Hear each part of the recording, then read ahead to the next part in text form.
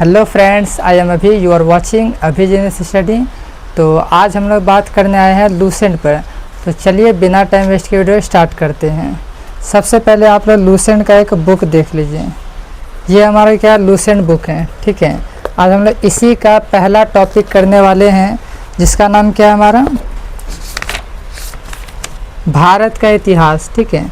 तो हम लोग भारत का इतिहास को प्रॉपर वे में समझेंगे, ठीक है। तो चलिए बिना टाइम वेस्ट के वीडियो स्टार्ट करते हैं।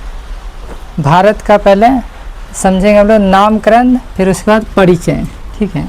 भारत का नामकरण क्या क्या हुआ, सबसे पहले समझते हैं भारत का नाम क्या क्या पड़ा है, ठीक है।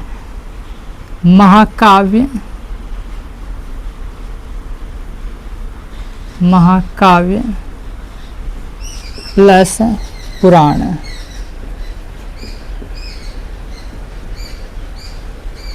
बराबर भारतवर्ष, भारतवर्ष, ठीक है। अर्थात हम कह सकते हैं कि महाकाव्य और पुराणों में भारत का क्या नाम दिया गया है, तो भारतवर्ष, ठीक है। महाकाव्य और पुराण में भारत को क्या कहा गया है, तो भारतवर्ष कहा गया है, ठीक है। क्या कहा गया है, तो भारतवर्ष है। अब सवाल ये उठता है महाकाव्य क्या है, ठीक है। महाकाव्य हमारा एक होता है बहुत फेमस ग्रंथ है, जैसे हम लोग का फेमस ग्रंथ है, जैसे रामायण हो गया, महाभारत हो गया, भगवत गीता हो गया।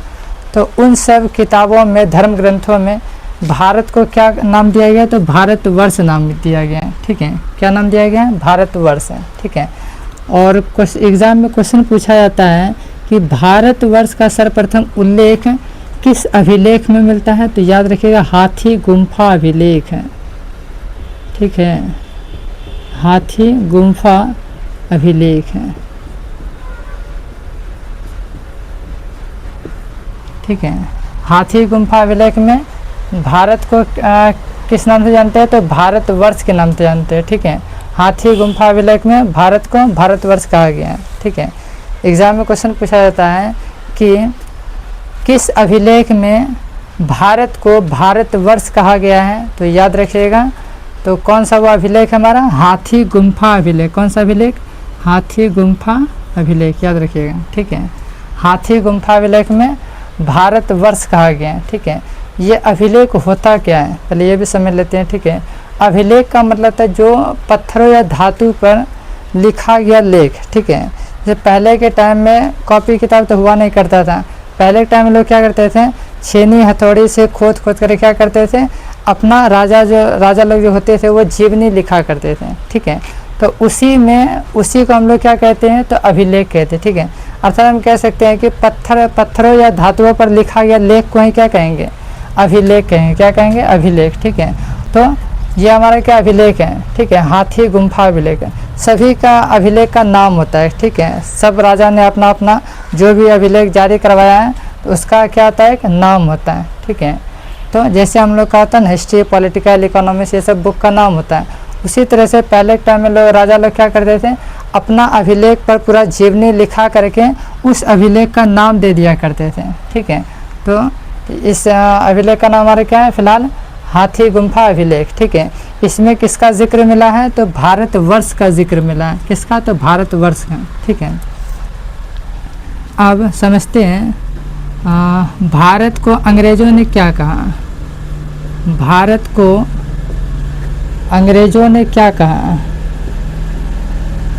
भारत को अंग्रेजों ने क्या कहा, तो याद रखिएगा इंडिया कहा। क्या कहा, इंडिया, ठीक है। भारत को अंग्रेजों ने क्या कहा, तो याद रखिएगा इंडिया कहा। क्या कहा, इंडिया, ठीक है। भारत को अंग्रेजों ने भारत को क्या नाम दिया है, तो इंडिया नाम दिया है, ठीक है। इंडिया वो लोग पहले मतलब इंडिया को इंडिया पढ़ा करते थे, ठीक है। तो इंडिया से क्या बन गया, धीरे धीरे बोलते बोलते इंडिया बन गया, ठीक है। अब एग्जाम में क्वेश्चन ये पूछा जाता है इंडिया किस भाषा का शब्द है, तो ग्रीक है, ठीक है। ग्रीक या फिर कह सकते हैं यूनानी भाषा भी, ठीक है। यूनानी भाषा भी इसको कह सकते हैं, ठीक है। भारत को अंग्रेजों ने क्या कहा है, तो इंडिया कहा है। क्या कहा है, इंडिया कहा है। भारत को अंग्रेजों ने क्या कहा है, इंडिया कहा है। और महाकाव्य और पुराणों में किसका जिक्र मिलता है, भारतवर्ष का। पुराण में क्या है, प्राचीन ग्रंथ है, ठीक है। जैसे महाकाव्य तो जैसे हो गया रामायण महाभारत, फिर पुराण में हो गया विष्णु पुराण हो गया, ठीक है, भागवत पुराण हो गया, ठीक है। कुल ऐसे पता होगा आप लोग को पुराणों की संख्या कितना है, तो 18 है, ठीक है। तो महाकाव्य और पुराण में किसका जिक्र मिलता है, तो भारतवर्ष का। अब भारतवर्ष का सर्वप्रथम उल्लेख किस अभिलेख में मिलता है, तो याद रखिएगा हाथी गुम्फा अभिलेख में। ओके, भारत को आप जानते हैं अरबवासी लोग क्या नाम दिया, भारत को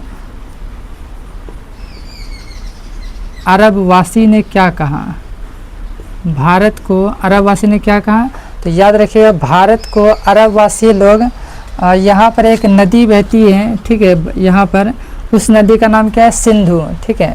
यहाँ पर क्या हमारा एक सिंधु नदी है जो कि वर्तमान में कहाँ पड़ता है, तो पाकिस्तान में। तो सिंधु नदी क्या है हमारा, तो वो सिंधु नदी को अरबवासी लोग जो थे वो क्या कहते थे, हिंदू कहते थे।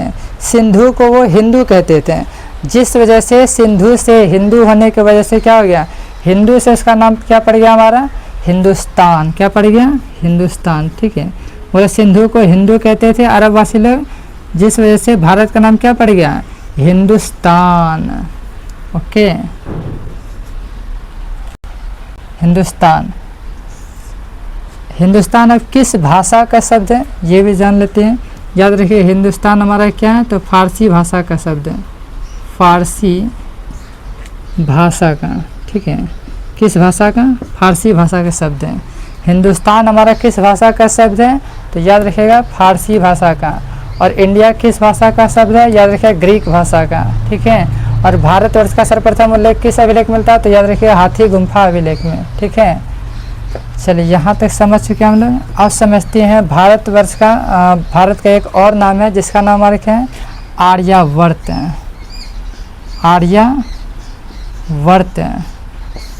आर्यावर्त का नाम लोग समझते हैं, ठीक है। आर्यावर्त क्या है, भारत को आर्यावर्त नाम क्यों दिया गया है ना, सवाल उठता है।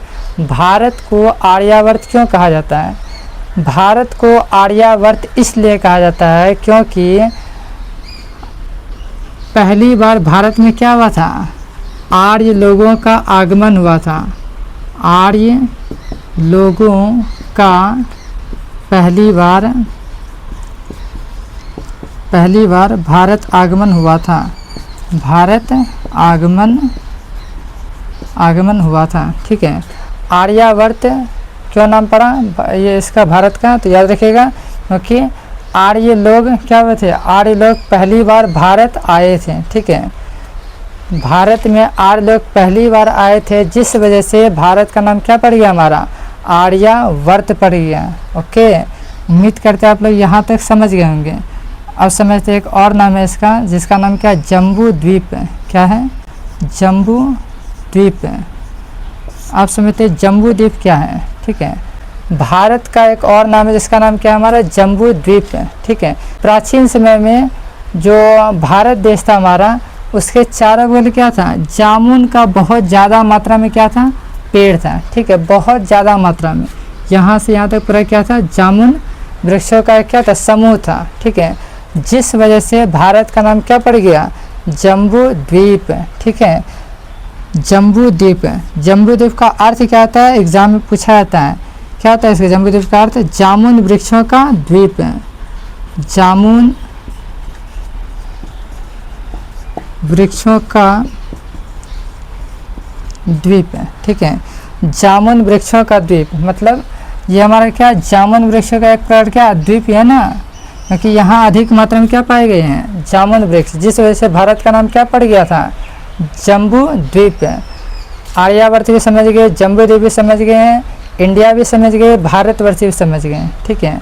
अब समझते हैं हम लोग क्या, देखिएगा लूसेंट का जब आप टॉपिक खोलेंगे शुरू में ही लिखा गया उसमें, तो उत्तर में हिमालय से लेकर यहाँ से, दैट मीन्स यहाँ, ठीक है, उत्तर में हिमालय से लेकर दक्षिण में समुद्र तक फैला, उत्तर में हिमालय से लेकर दक्षिण में समुद्र तक फैला यह उपमहाद्वीप किस नाम से जाना जाता है, तो भारत वर्ष के नाम से जाना जाता है। किस नाम से, भारत वर्ष के नाम से, ठीक है। आप लोग यहाँ पर एक बात नोटिस कर रहे हैं, उत्तर में हिमालय से लेकर दक्षिण में समुद्र तक फैला यह उपमहाद्वीप है। यहाँ पर एक शब्द आया जिसका नाम क्या, उपमहाद्वीप है। अब पहले इसको भी हम लोग क्या रहे क्लियर कर लेते हैं कि उपमहाद्वीप होता क्या है। ठीक है, उपमहाद्वीप का मतलब जो पानी के तीनों ओर से घिरा हो। ठीक है, जो पानी के तीनों ओर से क्या हो, घिरा हो, उसे ही क्या कहेंगे, उपमहाद्वीप कहेंगे। ठीक है, एक होता है द्वीप, एक होता है महाद्वीप, एक होता है उपमहाद्वीप। ठीक है, तो हमारा ये भारत कैसा है, तो उपमहाद्वीप है, क्योंकि भारत के तीनों तरफ क्या है, पानी ही पानी है। पूरब, पश्चिम, दक्षिण, तीनों साइड क्या है, समुद्र ही समुद्र है। ठीक है, जिस वजह से भारत को क्या कहा जाता है, उपमहाद्वीप। अगर चारों साइड पानी ही पानी रहता, ऊपर नीचे पूरा साइड में पानी ही पानी रहता, समुद्र ही समुद्र, तब वो हमारा क्या कहलाता है, द्वीप कहलाता है। लेकिन भारत क्या हमारा एक उपमहाद्वीप, क्योंकि सिर्फ भारत का नीचे ही समुद्र है, नीचे ही क्या है, पानी है, ऊपर पानी नहीं है। क्योंकि ऊपर में क्या बहुत सारा देश है, यहाँ पाकिस्तान है, पता आप लोग को, यहाँ हमारा नेपाल है, फिर चाइना है। ठीक है, इधर बांग्लादेश है हमारा। ठीक है, इधर हमारा म्यांमार है। ठीक है, भूटान है, और भी इधर बहुत सारे कंट्री हैं। ठीक है, चलिए उम्मीद करते हैं यहाँ तक आप लोग समझ गए होंगे। ठीक है, अब समझते हैं भारत को दो भागों में कौन बांटती है। एक होता है हमारा उत्तर भारत, एक होता है हमारा दक्षिण भारत। उत्तर भारत, दक्षिण भारत है। उत्तर भारत में बांटने का काम कौन करता है, तो याद रखिएगा वो है विंध्य पर्वत। कौन सा पर्वत, विंध्य पर्वत, याद रखिएगा। ठीक है, एग्जाम में क्वेश्चन पूछा था भारत को दो भागों में कौन सी पर्वत अलग करती है, तो याद रखिएगा विंध्य पर्वत। कौन सी पर्वत, विंध्य पर्वत है। ठीक है, कौन सी पर्वत, विंध्य पर्वत है। और एग्जाम में क्वेश्चन ये पूछा जाता है कि यहाँ पर हमारा विंध्य पर्वत है। ठीक है, एक यहाँ पर एक और पर्वत है, देख लीजिएगा, सतपुरा पर्वत। कौन सा, सतपुरा पर्वत। ओके, क्वेश्चन ये पूछा जाता है एग्जाम में कि विंध्य पर्वत और सतपुरा पर्वत के बीच कौन सी नदी बहती है। ठीक है, विंध्य पर्वत यहाँ है हमारा। ठीक है, विंध्य पर्वत और सतपुरा पर्वत के बीच में कौन सी नदी बहती है, तो याद रखिएगा विंध्य पर्वत और सतपुरा पर्वत के बीच में कौन सी नदी बहती है, तो याद रखिएगा कौन सा, नर्मदा नदी। कौन सी नदी, नर्मदा नदी। ठीक है, नर्मदा नदी किन दो पहाड़ियों के बीच से बहती है, तो विंध्य पर्वत और सतपुरा पर्वत। ठीक है, किस पर्वत से, तो विंध्य पर्वत और सतपुरा पर्वत के बीच से कौन सी नदी बहती है, नर्मदा नदी। ओके, आप समझते हैं भाषा। ठीक है, क्या भाषा, उत्तर भारत में कौन सा भाषा परिवार के लोग रहते हैं और दक्षिण भारत में कौन सा भाषा परिवार के लोग रहते हैं, तो याद रखिएगा उत्तर में हमारा कौन सा भाषा परिवार के लोग रहते हैं, यहाँ लिख दे रहे हैं। ठीक है, उत्तर में हमारा कौन सा भाषा परिवार के लोग रहते हैं, इंडो यूरोपीय। इंडो यूरोपीय, इंडो यूरोपीय भाषा परिवार के लोग उत्तर में रहते हैं, जबकि दक्षिण में कौन सा भाषा परिवार के लोग रहते हैं, तो याद रखिए द्रविड़ भाषा परिवार के लोग। कौन सा भाषा परिवार के लोग, द्रविड़ भाषा परिवार के लोग। ठीक है, उत्तर में इंडो यूरोपीय भाषा परिवार के लोग रहते हैं, जबकि दक्षिण में द्रविड़ भाषा परिवार के लोग रहते हैं। अब समझते इंडो यूरोपीय भाषा परिवार होता क्या है। ठीक है, इंडो यूरोपीय भाषा परिवार कहने का तात्पर्य ये है, ऊपर क्या है, अधिकतर याद रखिए ऊ से ऊपर, ऊ से उत्तर। ठीक है, ऊ से उत्तर, ऊ से ऊपर। ठीक है, तो ऊपर हमारे क्या अधिकतर लोग हिंदी और अंग्रेजी भाषा का सबसे ज़्यादा प्रयोग करता है। ठीक है, जिस वजह से इसे क्या कहते हैं, उत्तर भारत को इंडो यूरोपीय भाषा परिवार। ठीक है, और दक्षिण में अधिकतर कौन सी भाषा बुलाता है, तमिल, मराठी। ठीक है, मतलब कि द्रविड़ टाइप का भाषा बुलाता है, जिस वजह से नीचे जो दक्षिण है हमारा, दक्षिण को किस नाम से जानते हैं, द्रविड़ भाषा परिवार के लोग। ठीक है, दक्षिण में किस भाषा परिवार के लोग रहते हैं, तो द्रविड़ भाषा परिवार के लोग, क्योंकि यहाँ द्रविड़ भाषा बोली जाती है। ठीक है, मलयालम, तमिलनाडु में जो चलता है, फिर गया केरला। ठीक है, बहुत तरह के वो भाषा बोली जाती है। ठीक है, उत्तर में ऑलमोस्ट लगभग इंडो यूरोपीय भाषा परिवार के लोग रहते हैं, क्योंकि यहाँ हिंदी अंग्रेजी ज़्यादा चलन है। ठीक है, हमारा बिहार भी लगभग उसी साइड पड़ता है। ठीक है, उत्तर भारत में ही। उम्मीद करते हैं आप लोग यहाँ तक समझ गए होंगे। ठीक है,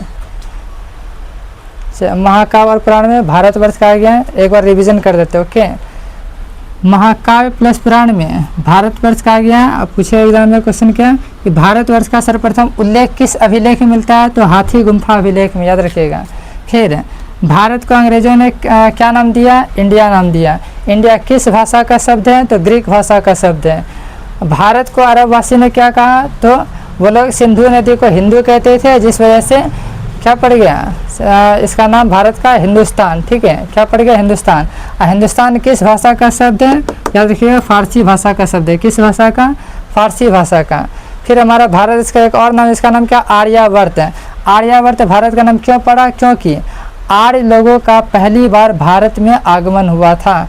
मतलब आर्य लोग बाहर से भारत आए थे, जिस वजह से भारत का नाम क्या पड़ा, आर्यावर्त पड़ा। क्या पड़ा, आर्यावर्त। फिर आप समझते जम्बू द्वीप है। जम्बू द्वीप क्यों पड़ा, क्योंकि जामुन वृक्षों का द्वीप। क्योंकि हमारा भारत देश प्राचीन समय में कैसा था, तो ज़्यादातर मात्रा में क्या था, जामुन का बहुत ज़्यादा मात्रा में पेड़ था, जिस वजह से भारत को क्या कहा जाने लगा, जम्बू द्वीप कहा जाने लगा। क्या, जम्बू द्वीप है। ठीक है, जम्बू द्वीप है। और भारत को दो भागों में कौन सी पर्वत अलग करती है, तो याद रखिएगा, विंध्य पर्वत। कौन सी पर्वत, विंध्य पर्वत। कौन सी पर्वत, विंध्य पर्वत भारत को दो भागों में अलग करती हैं, उत्तर भारत, दक्षिण भारत। ठीक है, उत्तर भारत, दक्षिण भारत। फिर विंध्य पर्वत और सतपुरा पर्वत के बीच कौन सी नदी बहती है, तो याद रखिएगा, नर्मदा नदी। कौन सी नदी, नर्मदा नदी। ठीक है, और ये तो आप लोगों को पता ही होगा कि भारत की आकृति कैसी है, तो याद रखिएगा, ट्रायंगुलर शेप का है। ठीक है, ये तो सबको पता होता है अधिकतर लोगों को। ठीक है, तो भारत की आकृति कैसी है हमारी, तो ट्रायंगुलर शेप का है, मतलब त्रिभुजाकार है। ठीक है, और यहाँ पर हमारा सबसे शुरू में इधर पूरब में कौन सा राज्य है, तो अरुणाचल प्रदेश है। ठीक है, अरुणाचल प्रदेश पर सूर्य का रोशनी पहले पड़ता है। ठीक है, और सबसे बाद सूर्य का प्रकाश कहाँ पड़ता है, तो गुजरात में। ठीक है, गुजरात में। ओके, बेसिक नॉलेज है, इसको माइंड में रखिएगा। सबसे पहले सूर्य का प्रकाश कहाँ पड़ता है, तो यहाँ अरुणाचल प्रदेश में। ओके, अरुणाचल प्रदेश में। और सबसे बाद सूर्य का रोशनी कहाँ पड़ता है, तो गुजरात में। ठीक है, इधर हमारा उत्तर पश्चिम पाकिस्तान है, फिर इधर हमारा चाइना, नेपाल है, इधर हमारा बांग्लादेश है, म्यांमार है। ठीक है, उम्मीद करते हैं आप लोग यहाँ तक समझ गए होंगे। अगर समझ गए हैं तो प्लीज़ चैनल को लाइक और सब्सक्राइब ज़रूर करें। Thank you so much. अगर वीडियो आप लोग को हेल्पफुल लगा हो तो प्लीज़ चैनल को लाइक ज़रूर करें। ओके, इससे हाँ, एक और बात बताना था आप लोग को, अगर आपको इसका हैंड रिटन नोट्स चाहिए, हैंड रिटन नोट्स हाथों से लिखा हुआ, तो आप मेरा टेलीग्राम ज्वाइन कर सकते हैं। टेलीग्राम पर हम आपको इसका सारा नोट्स प्रोवाइड कर देंगे। ठीक है, कंप्लीट नोट इसका प्रोवाइड कर देंगे। आप लोग टेलीग्राम से ज़रूर ज्वाइन करें। आज के लिए बस इतना ही। Thank you so much.